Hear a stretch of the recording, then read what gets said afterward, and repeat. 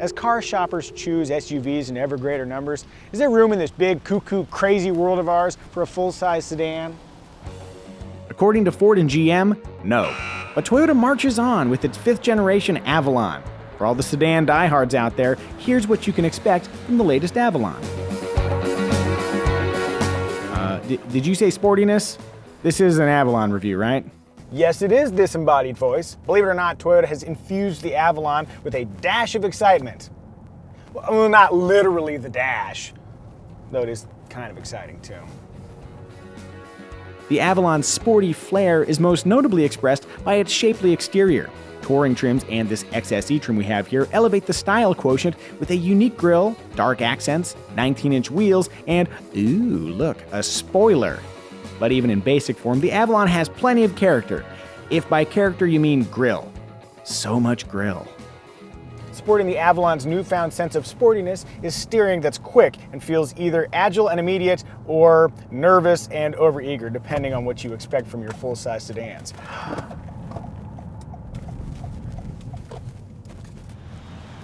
Ratio aside, the steering turns with a viscous, velvety quality. It's smooth with ideal resistance. The brakes have a similar feel. Oh. Velvety. Gotta use the deep voice. Oh, hey, we are slowing down and stopping. Oh, we're moving now, but now we're slowing down. Oh, yeah. Flung into corners, the Avalon steers with a relaxed competence. At cruising altitude, it tracks straight and true, making this a fine steed for long-distance touring. Speaking of, the touring trim offers exclusive adaptive dampers that adjust damping forces 50 times per second for superior ride and handling. That touring trim also includes a bonus Sport S Plus mode for more serious Avalon thrills. In total, the Avalon has added a bit of zip to its dynamic toolbox. Is that something full-size Toyota sedan buyers want? What Toyota sedan buyers definitely do want is comfort. And in that regard, the Avalon does not disappoint. The suspension blunts road impacts without completely disguising the road. The dampers absorb big hits with the same care you'd use to catch a water balloon. Smooth and controlled. And yes, the lighting sucks this direction, but there was a big bump and I went for it anyway. I hope you enjoy. Ooh, here's another bump. Elsewhere, the Avalon's comfort equation is multiplied by well-contoured seats, a Toyota specialty, premium details like this stitching, and soft, pleasing surfaces in the spots you'll touch most, plus a lot of places you won't.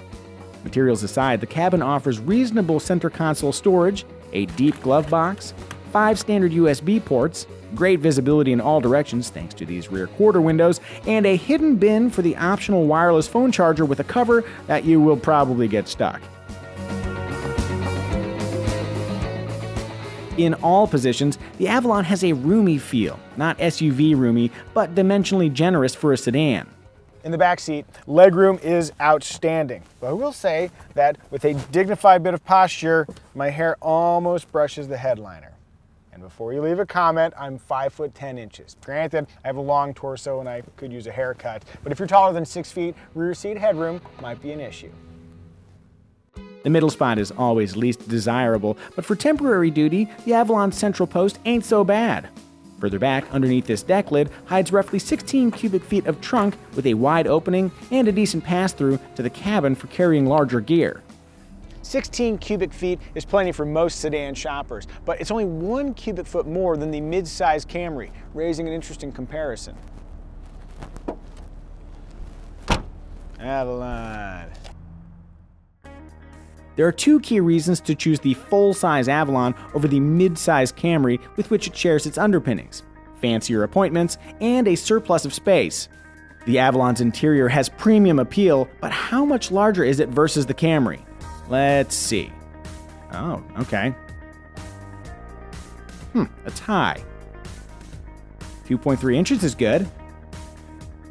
Extra shoulder space is certainly nice with 3 aboard.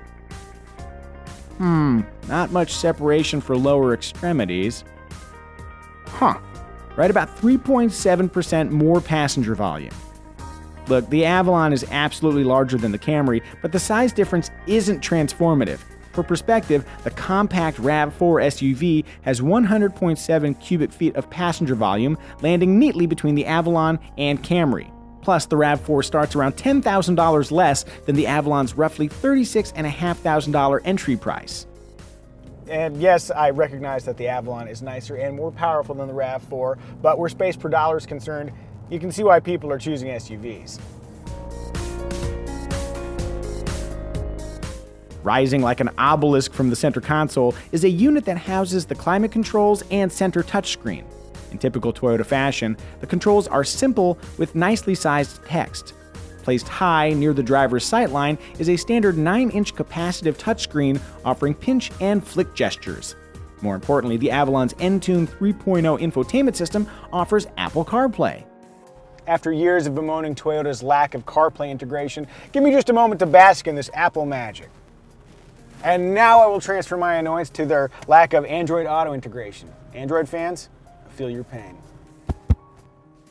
Android exclusion aside, Entune 3.0 is satisfyingly elemental in its design. Nothing flashy, just simple blocks to mash with your fingers, supported by physical buttons embedded in the bezel.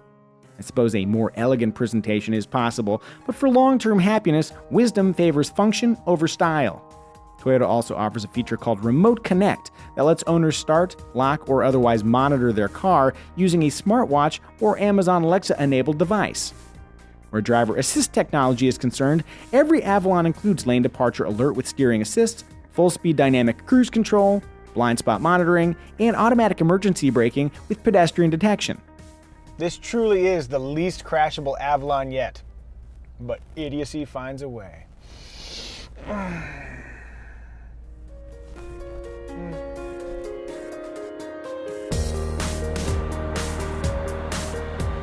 The Toyota Avalon is offered with a V6 engine or as a hybrid. The standard 3.5-liter V6, shared with the Avalon's Camry kin, makes ample power for easy overtaking and the occasional unintended tire spin.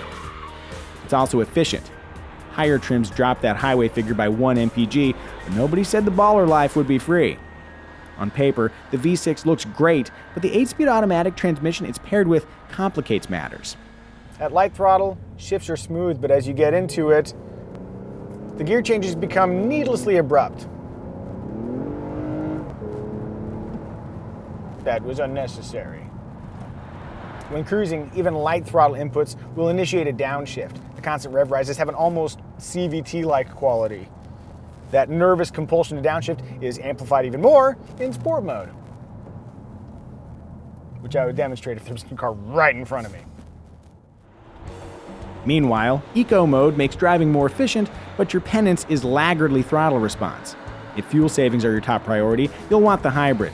Just like the V6, higher hybrid trims lose 1 mpg on the highway, but those are still spectacular numbers.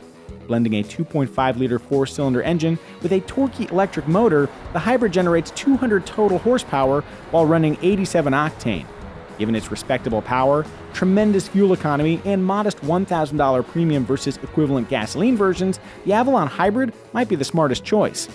Speaking of prices, as mentioned, you can slide into a base Avalon XLE trim for less than $37,000.